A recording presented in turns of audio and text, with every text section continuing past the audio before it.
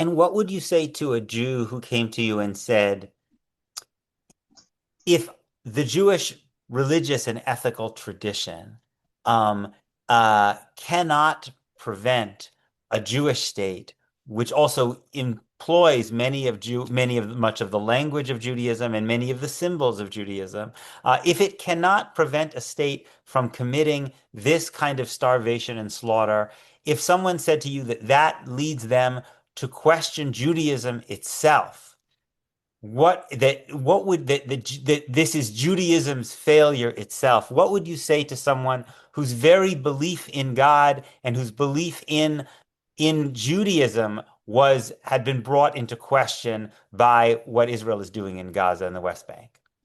It is it's a very painful question. And that's what prompted me to speak. How can I live with Judaism after what is taking place now in Israel for the last year and a half to 2 years? If I had a piece of advice for the rabbinic leadership, it needs to spend more time on the prophets. It needs to reassert the ethical legacy of Judaism. Uh, um, we need to recover our religious voice without necessarily condemning the political behavior of the Jewish state.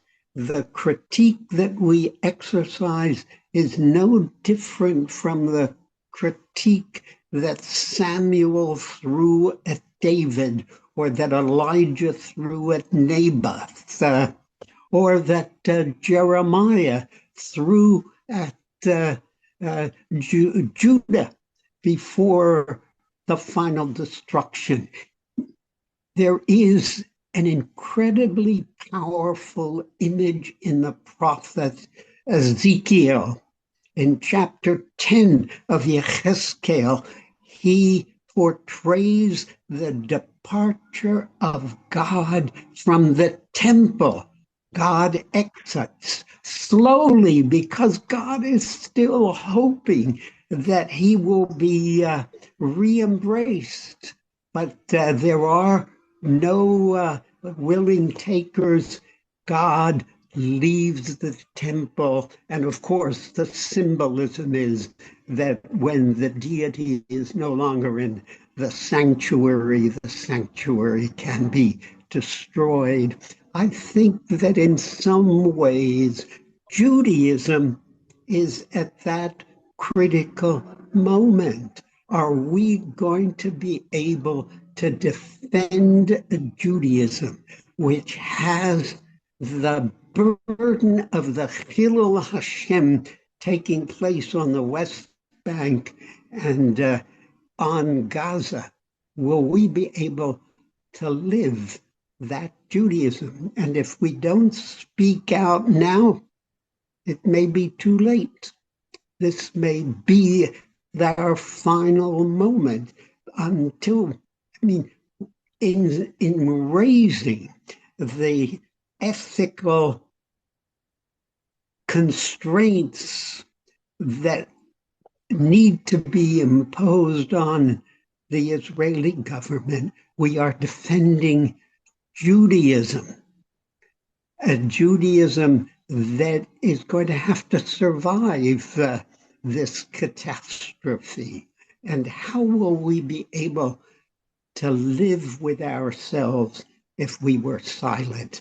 If I can just go back to a bit of history, in the Nazi period, the religious institutions were silent.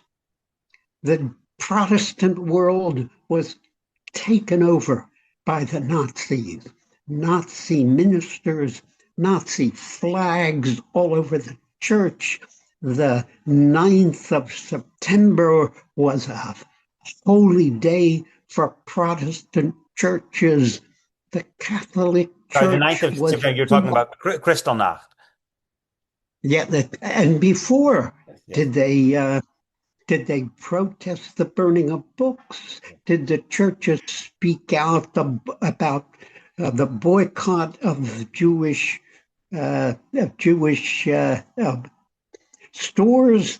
Um, did the churches condemn euthanasia, which was implemented in 1939 by the Hitler regime? It was only in 1941 that you had a Catholic bishop in Munster, Gallen, speak out in public against the killing of those who were incapable of caring for themselves.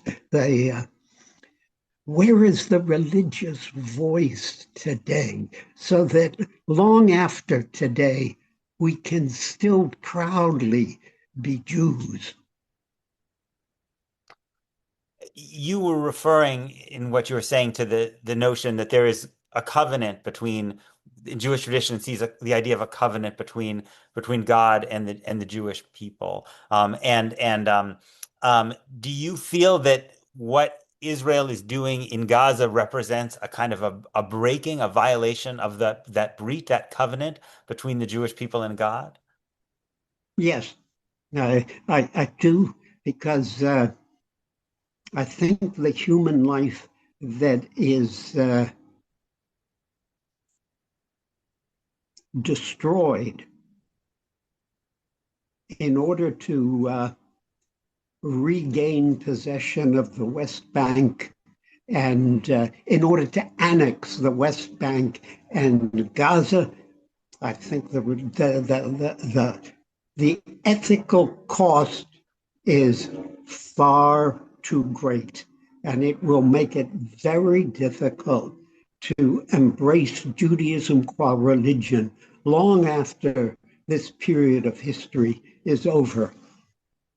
It took it took the Catholic Church a long time to live down its response to the Protestant Reformation. The Counter Reformation did not bring great credit to the Catholic Church. The Protestant churches in Germany had to live down their abominable silence in the face of Nazi oppression. We qua Jews are going to have to live with the legacy of the Chilul Hashem on the West Bank and in Gaza.